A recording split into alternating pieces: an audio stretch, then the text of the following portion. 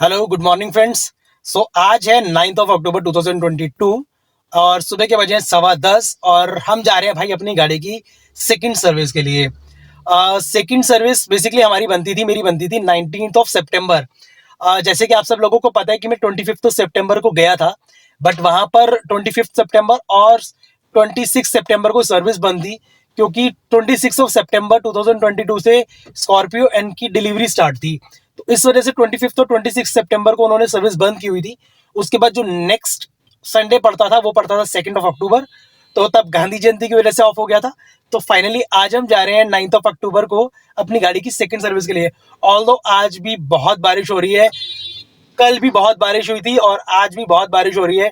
एक बार के लिए तो मेरा मन किया था कि यार आज भी ड्रॉप कर देते हैं, लेकिन डिले हो रहा था और संडे को टाइम मिलता था, तो फाइनली आई डिसाइडेड कि यार थोड़ा सा लेट चले जाएंगे, बट आज सर्विस जरूर करवा लेते हैं, क्योंकि वरना हर बार कुछ ना कुछ होकर डिले हो रहा था। तो फाइनली आज मैं अपनी गाड़ी की सर्विस करवाने के लिए जा रहा हूँ और वहां जाके देखेंगे यार कि किस तरीके से रहता है, क्या एक्सपीरियंस रहता है। सेकंड सर्विस का जो रूल होता है वो ये होता है कि 10,000 किलोमीटर और 1 ईयर आपका सर्विस का। तो 1 ईयर का मेरा जो इंप्रेशन था वो ये था कि जैसे कि मैंने 11 अगस्त 2021 को गाड़ी परचेज की थी, तो मेरे हिसाब से जो ड्यू डेट बनती थी वो 11 अगस्त 2022 बनती थी। लेकिन उन्होंने मुझे बताया, इन्होंने मेरे पास जो इनकी तरफ से कॉल आई मेरे पास, उन्होंने मुझे बोला कि जो 1 year from the first service, तो मेरी जो फर्स्ट सर्विस हुई थी वो थी मेरी सितंबर के अंदर। मतलब फर्स्ट सर्विस जो होती है वो आपकी गाड़ी की परचेज के 1 मंथ के बाद होती है। तो यानी कि जैसे मैंने अगस्त में गाड़ी परचेज की थी तो सितंबर के अंदर मेरी फर्स्ट सर्विस हुई थी। तो सेकंड सर्विस जो है फर्स्ट सर्विस से 1 साल के बाद होती है। तो यानी कि जो मेरी ड्यू डेट बनती थी वो 19th ऑफ सितंबर 2022 बनती थी, और इसलिए मैंने 25 ऑफ सितंबर को जाने का प्लान किया था। क्योंकि 10,000 किलोमीटर तो मेरे नहीं हुए थे यार। क्योंकि जो भी रूल होता है वो ये होता है कि 10,000 किलोमीटर और 1 year from the first service, तो जो भी जल्दी होती है। तो मेरे 7500 किलोमीटर ही हुए थे उस टाइम पे, तो अब 7900 के आसपास मेरी गाड़ी की रनिंग हो चुकी है। तो अभी भी मतलब 10,000 किलोमीटर कंप्लीट नहीं हुए हैं। तो जो भी होता है ये फर्स्ट होता है कि जो भी पहले होता है। तो इससे एक चीज और क्लियर होती है कि अगर आप जैसे कहते हैं ना कि कुछ लोग कहते हैं कि यार जैसे ही 1 साल पूरा हो जाता है तो आपको इमीडिएटली सर्विस करवा लेनी चाहिए, सेकंड सर्विस, अदरवाइज जो है वो आपकी सर्विस लैप्स हो जाती है और वो आपको सर्विस के अंदर, फ्री सर्विस के अंदर काउंट नहीं करते। तो ऐसा नहीं होता।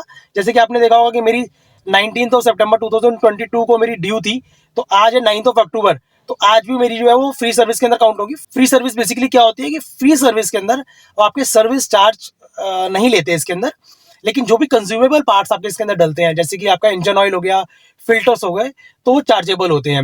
और इसके अंदर महिंद्रा के अंदर मुझे एक चीज और बहुत अच्छी लगी है कि इसके अंदर जो है वो महिंद्रा की अपनी एक ऐप है विद यू हमेशा, जिसके अंदर वो आपको अच्छे से आपको पता रहता है कि आपको खुद ही पता रहता है कि आपको इसके अंदर आपकी कब सर्विस ड्यू है, और इनफैक्ट आपकी कितना चार्ज आपका इस सर्विस के ऊपर आएगा, ये पहले से इसके अंदर वो मेंशन होता है। जैसे कि मैंने आपको लास्ट वीडियो के अंदर बताया था, जब मैं 25 ऑफ सितंबर को सर्विस करवाने के लिए जा रहा था, तब मैंने आपको बताया था कि मैं किसी और सर्विस सेंटर पे एक बार चेक करने के लिए गया था, तो उन्होंने मुझे मिसगाइड करने की कोशिश की थी और अप्रोक्सीमेटली डबल सर्विस चार्ज बताए थे।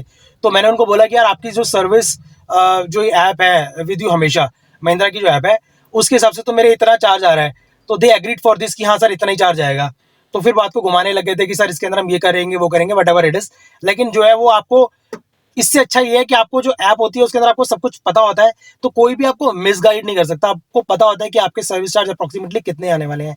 एक दो चीज जैसे कि आप एक्स्ट्रा करवाते हो, जैसे कि कुछ पॉलिशिंग वगैरह करवाते हो, फिर कुछ भी करवाते हो, जैसे इंजन के ऊपर हम पॉलिशिंग वगैरह करवाते हैं, कुछ भी करवाते हैं, तो वो एक्स्ट्रा हो। तो ये मेरे को महिंद्रा के साथ बहुत अच्छा लगा।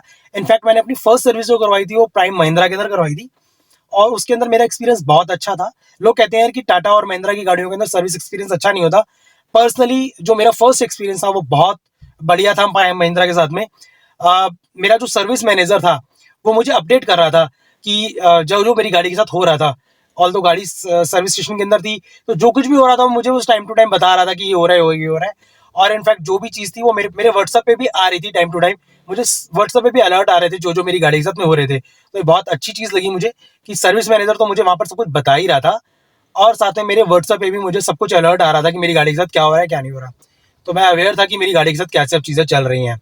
अब आज आके देखते हैं कि वो क्या क्या चीज़ें काउंट करता है और वो मिसगाइड करते हैं कि नहीं करते, और किस तरीके से ट्रीट करते हैं।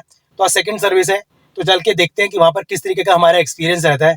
तो चलिए मिलते हैं हम सर्विस सेंटर पहुँच के, वहाँ चल के आपके साथ अपना एक्सपीरियंस शेयर करूँगा कि किस तरीके की चीज़ें रहती हैं, वो सब चीज़ें किस तरीके से कवर करते हैं और कितना अमाउंट बताते हैं। फिर जो भी चीज़ें रहेंगी वो आप लोगों के सबके सामने रहेंगी। तो चलिए वहीं चल के मिलते हैं। तो फ्रेंड्स, जैसे आप देख पा रहे हो कि दिस इज़ द रीज़न कि आज मैं क्यों अवॉइड कर रहा था सेकंड सर्विस पे आने के लिए। और ये हालात है हमारे हाईवे के ऊपर, और सोचिए अंदर की हालत क्या होगी। और ये सिर्फ वाटर लॉगिंग की एक समस्या नहीं है, यहाँ पर रोड्स की कंडीशन भी बहुत बुरी है, बहुत ज़्यादा वर्स्ट है। और सिर्फ एक दो जगह की बात नहीं कर रहा मैं, ये पूरे फरीदाबाद के हालात ऐसे हैं। अब देखिए ये हाईवे के हालात है, ये हाईवे चल रहा है हमारा, सर्विस लेन है, ये हाईवे के हालात ऐसे हैं। तो सोचिए कि अंदर की सर्विसेज, अंदर की रोड्स जो होंगी उसकी हालत क्या होगी, जो सिटी के अंदर की रोड्स होंगी। तो ये हालात है, इस वजह से आज मैं अवॉइड कर रहा था आने के लिए। लेकिन चलिए कोई बात नहीं, हम पहुँचे हैं, अभी तो सर्विस सेंटर पहुँचने वाले हैं बस। तो वहाँ चल के देखते हैं क्या है क्या नहीं है। बस भगवान करे कि हम सही सलामत पहुँच जाएँ, किसी गड्ढे वड्ढे में ना फंसे। तो चलो मिलते हैं वहीं पे चल के। महिंद्रा, और बाहर देखो, बाहर भी यहाँ पर पानी ही पानी है। मतलब हर जगह की हालत ये है, पूरे फरीदाबाद की हालत यही है। खैर ये देखिए महिंद्रा सामने, तो अंदर चलते हैं और आगे का एक्सपीरियंस आप लोगों के साथ शेयर करते हैं। गेट पे भी पानी पानी है, देखते हैं यार, आराम से चलते हैं अंदर। महिंद्रा में पहुंच गए भाई हम फाइनली, और हर तरफ महिंद्रा ही महिंद्रा खड़ी है। महिंद्रा XUV 300 भी तो पुराने लोगों के साथ में ही है। यहाँ पर खड़ी है महिंद्रा XUV 300, यहाँ पर भी खड़ी है महिंद्रा XUV 300 विथ पुराने लोगों के साथ ही खड़ी है। वो भी खड़ी है, वो तो खैर सर्विस के लिए आई है मुझे लगता है। स्कॉर्पियो N भी खड़ी है यहाँ पे, ये अपनी स्कॉर्पियो N खड़ी है यहाँ पे। ऑटो भी खड़ा है महिंद्रा का। एक अच्छे सर्विस सेंटर की ये भी पहचान रहती है कि आपकी हर छोटी छोटी चीज़ का ध्यान रखते हैं। जैसे यहाँ पर इन्होंने मेरी गाड़ी की सीट्स को, स्टीयरिंग को और यहाँ पर गियर लीवर को सबको अच्छे से कवर कर दिया ताकि मेरी गाड़ी अंदर से गंदी ना हो। क्योंकि जनरली हमने देखा है कि गाड़ी की सर्विस के बाद जो ऑयल्स वगैरह के हाथ हैं वो हर जगह पर हमें दिखाई देते हैं। और भाई ये हमारी गाड़ी जैक पे लग गई है सस्पेंशन और जनरल चेकअप के लिए।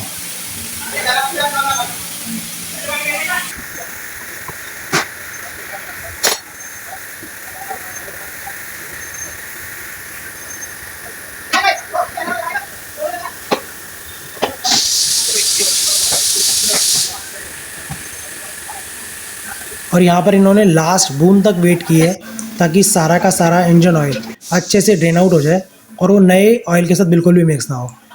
जनरली हम लोग देखते हैं कि जो सर्विस करने वाले होते हैं वो लास्ट बूंद तक वेट नहीं करते, और जब ऑलमोस्ट इंजन ऑयल निकल चुका होता है, पतली सी धार निकल रही होती है, तो उस टाइम पे ड्रेन नट लगा देते हैं। और लेकिन यहाँ पर भैया ने अच्छे से इसकी लास्ट बूंद तक वेट की है ताकि सारा का सारा इंजन ऑयल जो है वो ड्रेन आउट हो जाए और वो नए ऑयल के साथ बिल्कुल भी मिक्स ना हो।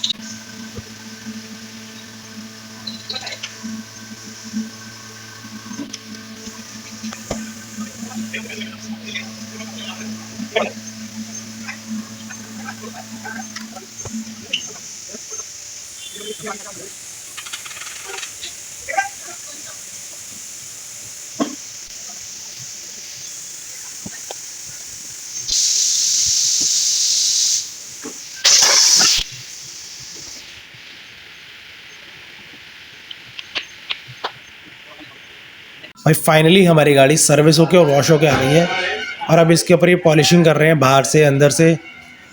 और इसके बाद यहाँ पर ये इसके अंदर वैक्यूम भी लगा रहे हैं ताकि इसके अंदर से सारी सारी गंदगी निकाल सकें और अच्छे से इसको क्लीन कर सकें।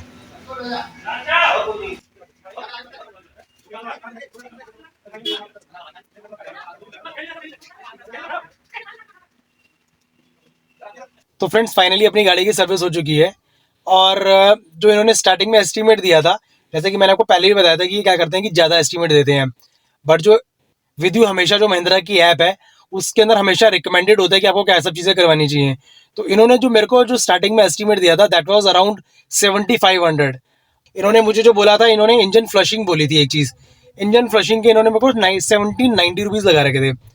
इंजन फ्लशिंग बेसिकली क्या होता है कि इंजन के अंदर जो आपका जब जब इंजन ऑयल जलता है तो उसके पार्टिकल्स होते हैं वो जम जाते हैं इंजन के अंदर। तो वो हमेशा जो रिकमेंडेड होता है वो होता है कि आपका 40,000 किलोमीटर्स, मिनिमम 40,000 किलोमीटर्स के बाद, या फिर उन लोगों के लिए इंजन फ्लशिंग होती है जहां पर जैसे रिकमेंडेड जो 10,000 की सर्विस होती है उसकी जगह पर अगर वो 15,000 और 20,000 ज़्यादा चला लें, जब भी उनका सर्विस टाइम है उससे ज़्यादा वो अपनी गाड़ी को रन कर लें, तो इंजन ऑयल जल जाता है, बहुत ज़्यादा काला पड़ जाता है। तो उसकी वजह से जो उसके पार्टिकल्स होते हैं वो इंजन के अंदर जम जाते हैं। तो उनके लिए इंजन फ्लशिंग की ज़रूरत होती है। लेकिन अभी मेरी सिर्फ 8,000 किलोमीटर, यार 10,000 की तो सर्विस ड्यू थी, मैंने 8,000 किलोमीटर पे सर्विस करवा रहा हूँ और उसके अंदर वो मुझे जो इंजन फ्लशिंग बोल रहे हैं, मतलब अभी बिल्कुल नई गाड़ी के अंदर, तो मैंने उनको मना कर दिया। तो इस तरीके से ये लोग क्या करते हैं कि आपको बहुत ज़्यादा ओवरचार्ज करते हैं हर चीज़ के अंदर, उनको सर्विस कॉस्ट जो इंक्रीज करने की कोशिश करते हैं। तो अब जैसे कि इन्होंने मेरे को लगभग 7,500-8,000 रुपये के आसपास का इन्होंने सर्विस एस्टिमेट दिया था, जिसके अंदर उन्होंने सारी चीज़ें कवर कर ली थी, जैसे इंजन फ्लशिंग भी ऐड कर ली थी, जो कि ज़रूरत ही नहीं थी, लेकिन उन्होंने इंजन फ्लशिंग भी ऐड कर दी थी। इसके अलावा इन्होंने मेरा व्हील अलाइनमेंट भी ऐड कर दिया था, जिसके इन्होंने 14.5 प्राइस लगा रखा था। अब यार मार्केट के अंदर नॉर्मली 400-500 रुपये के अंदर आपकी व्हील अलाइनमेंट और बैलेंसिंग हो जाती है। अब कोई ज़रूरी नहीं है ना कि हमें सर्विस सेंटर पे ही जाके अपने व्हील अलाइनमेंट और बैलेंसिंग करवानी है, तो उसके इन्होंने 1500 चार्ज कर रखे थे। इसी तरीके से 3-4 चीज़ें इन्होंने ऐड कर रखी थी जो कि एक्स्ट्रा थी, जो कि मुझे लगा नहीं कि मेरे को करवानी चाहिए, और जो महिंद्रा की तरफ से रिकमेंडेड चीज़ें थी वो सब करवाई। इसके अलावा इन्होंने मेरा एक कैबिन फिल्टर जो कि एसी फिल्टर होता है वो भी वो भी चेंज किया, जो कि रिकमेंडेड के अंदर नहीं था, विद यू हमेशा के अंदर नहीं था। तो मुझे लगा यार कि वो करवा लेना चाहिए, उससे कोई फ़र्क नहीं पड़ता, तो वो उन्होंने किया। तो जो मेरी रिकमेंडेड जो था महिंद्रा की तरफ से वो कॉस्ट करता था अराउंड 2200, और मेरी जो सर्विस कॉस्ट आई है वो आई है लगभग 27-27.5 के आसपास आई है। तो वो चलो मैनेजेबल है, लेकिन जो कि रिकमेंडेड भी नहीं थी चीज़ें वो भी इन्होंने ऐड कर दी थी सर्विस के अंदर, और उसको लगभग 7,500-8,000 रुपये के आसपास का एस्टिमेट बनाया था। ऑल्दो इनका जो वे ऑफ सर्विस था वो अच्छा था, वही चीज़ जैसे मैंने आपको बताया था कि फर्स्ट एक्सपीरियंस भी मेरा अच्छा था। Experience wise it's good, but आप हमेशा जब भी जाते हो तो अवेयर रहो सर्विस करवाते वक्त, क्योंकि ये लोग क्या करते हैं कि आपके उसके अंदर बहुत सारी चीज़ें एक्स्ट्रा ऐड करने की कोशिश करते हैं, जिससे आपकी सर्विस कॉस्ट इंक्रीज होती है। तो हमेशा इस चीज़ के लिए अवेयर रहो, सतर्क रहो, और क्योंकि पैसा आपका है यार, तो आपको हमेशा अवेयर रहना चाहिए, और जितना ज़रूरी है सर्विस के लिए वो करवाना ज़रूरी है। लेकिन जो अननेसेसरी की चीज़ें ऐड कर देते हैं वो आपको नहीं करवानी चाहिए, उनको मना कर देना चाहिए, और वो उस हिसाब से आपको वो करते हैं। तो अल्टीमेटली जो मेरी सर्विस की जो कॉस्ट आई वो अप्रॉक्सीमेटली 27.5 के आसपास आई है। तो भाई मिलते हैं फिर अपनी अगली वीडियो के अंदर, और भाई हमारा चैनल भी सब्सक्राइब करो, तो भाई बड़ी मेहनत करनी पड़ती है एक वीडियो बनाने के लिए, तो हमारा चैनल भी सब्सक्राइब कर लो। और मैं जल्दी एक अपनी वीडियो लेकर आने वाला हूँ जिसके अंदर मैं इस गाड़ी का ओनरशिप रिव्यू लेकर आने वाला हूँ। तो जल्दी मिलते हैं अपनी अगली वीडियो के अंदर, तब तक के लिए अपना ध्यान रखो, अपना ख्याल रखो, और हमेशा सतर्क रहो।